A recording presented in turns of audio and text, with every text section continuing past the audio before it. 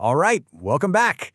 Today we're going to do something just a little bit different. Instead of tackling a huge, broad topic, we're going to zoom way in. I mean, really put one single powerful verse from the Bhagavad Gita right under the microscope. We're going to see what really makes it tick. So, let me just kick things off with a question for you. What makes a declaration of strength, truly convincing? It's got to be more than just shouting big words, right? Well, the answer, and this is what we're about to dive into, is hidden in the structure, the actual sound of the words, and a meaning that goes so much deeper than what you'd get from a simple translation. Okay, so let's set the scene. I want you to picture this. A massive battlefield. The air is thick with tension. A colossal, world-changing war is literally moments from kicking off. And the verse we're looking at, it's spoken by a leader, a commander, who's sizing up his own forces. He's making a powerful boast about just how unwavering, how absolutely committed his army is. So first up, let's just look at the standard English translation. It gives us a pretty good idea, a solid foundation. But as you're about to see, this is really just the surface level. It sounds strong for sure, but the real power, the real punch, is hidden just underneath. Okay, here it is. Also, there are many other heroic warriors who are prepared to lay down their lives for my sake. They are all skilled in the art of warfare and equipped with various kinds of weapons. I mean, that sounds pretty formidable on its own, doesn't it? But to really feel the full force of this statement, we have to peel back those layers. We've got to look at the original Sanskrit.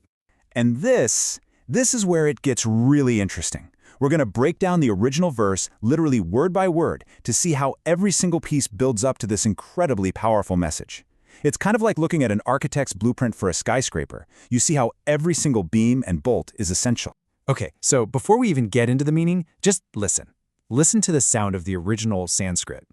Anyecha bahava shura madarte tyakta jivita, nana shastra praharana, sarve yuddha visharada. See, even if you don't understand a single word, you can just hear it, can't you?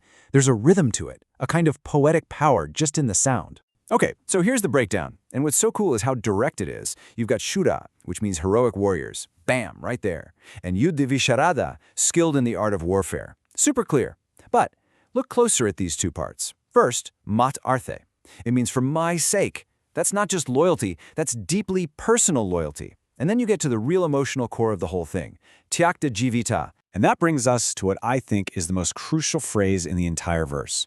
Tyakta jivitaha. The translation isn't just, oh, they're willing to die. No. It's prepared to lay down their lives.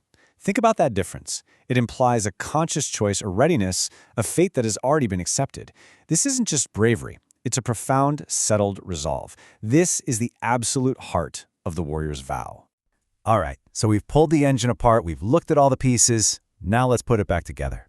When we reassemble these key ideas, we get this incredibly clear picture of the perfect warrior that's being described. And it all boils down to these three pillars. First, they are heroic, shurusha.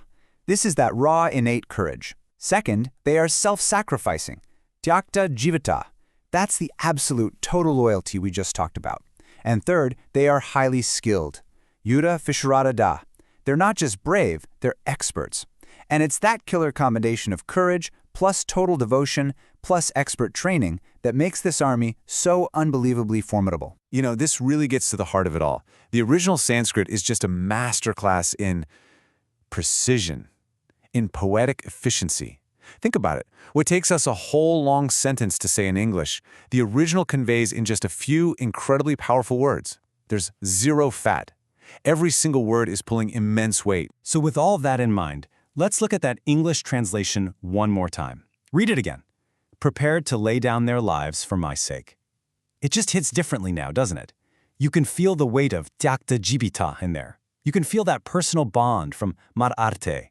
You realize this isn't just some generic boast about having a strong army. No, this is a declaration about an unbreakable, expert, and, frankly, a fanatically loyal fighting force. And that really leaves us with one big question to chew on, doesn't it? We've just seen how a single verse can hold an entire warrior philosophy within it. It really makes you wonder how much of that original power, that precision, that poetry, how much of it gets lost in translation when that's the only way we ever experience these ancient texts. It's definitely something to think about. Thanks so much for joining me for this deep dive.